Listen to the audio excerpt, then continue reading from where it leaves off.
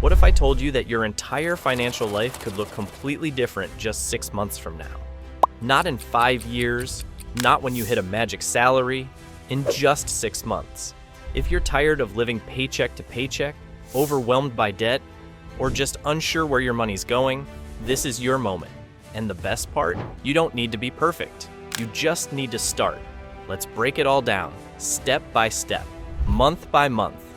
By the end of this video, you'll have a clear path to build real wealth, feel confident with your money, and finally take control of your financial future. Here's the truth. Getting rich isn't just about having more money. It's about being intentional. So the first thing you need to do is define what your rich life actually looks like. Forget the Instagram version. What does rich mean to you? For some, it's traveling first class to Italy every year. For others, it's never worrying about a bill again. Maybe it's working less and spending more time with family. The point is, it's personal. Rich doesn't have to mean yachts and Rolexes. It can mean peace of mind, freedom, or even just guilt-free weekend coffees. Month 1, define your rich life and build a conscious spending plan. So how do you start living your rich life? By cutting spending on things you don't actually care about and going all in on what you love. That's where the concept of money dials comes in. Think of money dials like volume knobs. You turn up the ones that bring you joy, maybe it's wellness, food, convenience, and turn way down the ones that don't matter to you. Hate dining out? Cut it. Love traveling? Spend lavishly on it. This is how you align your spending with your values. Once you've defined your rich life, it's time to set your goals. Start small. Set 1 or 2 short-term goals like paying off a credit card or saving $500 for the holidays.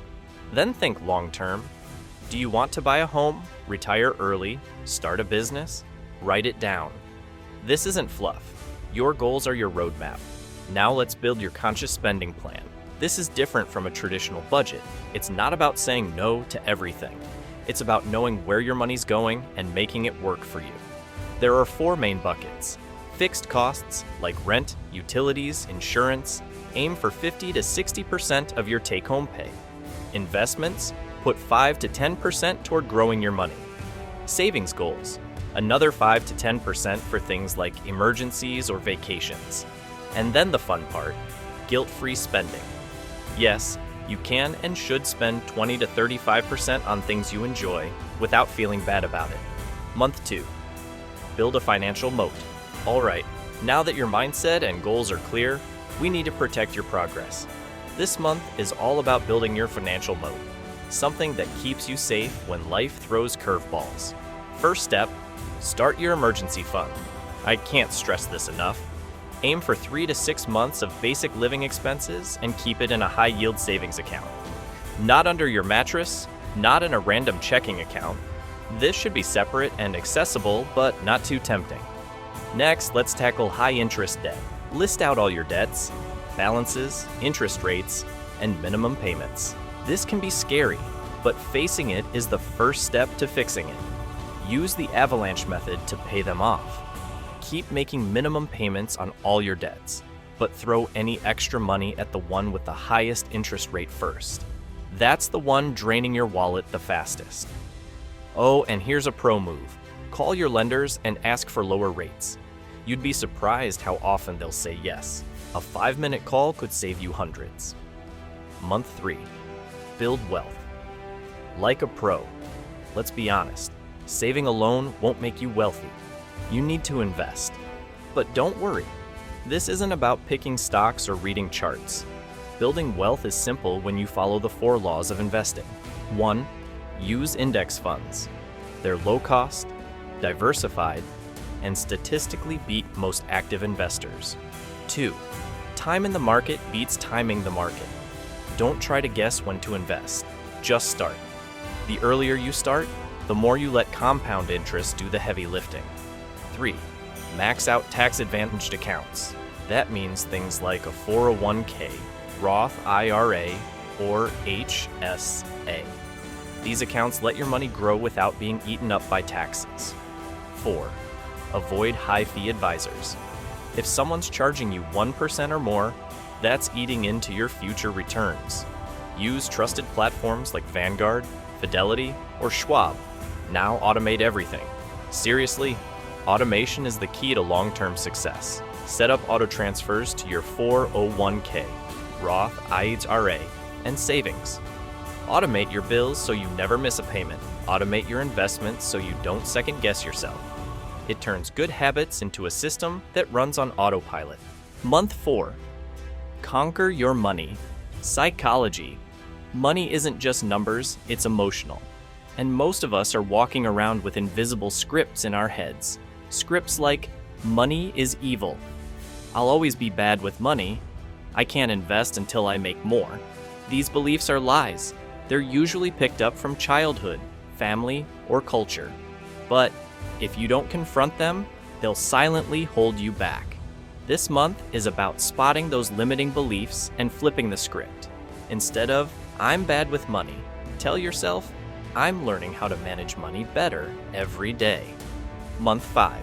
Negotiate everything. Want to build wealth faster? Don't just save more, earn more. The easiest way? Start with your job. If you haven't had a raise in a while, it's time to negotiate. Do your research, look up your market rate, list your accomplishments, and practice the conversation. Most people never ask, and they leave thousands on the table.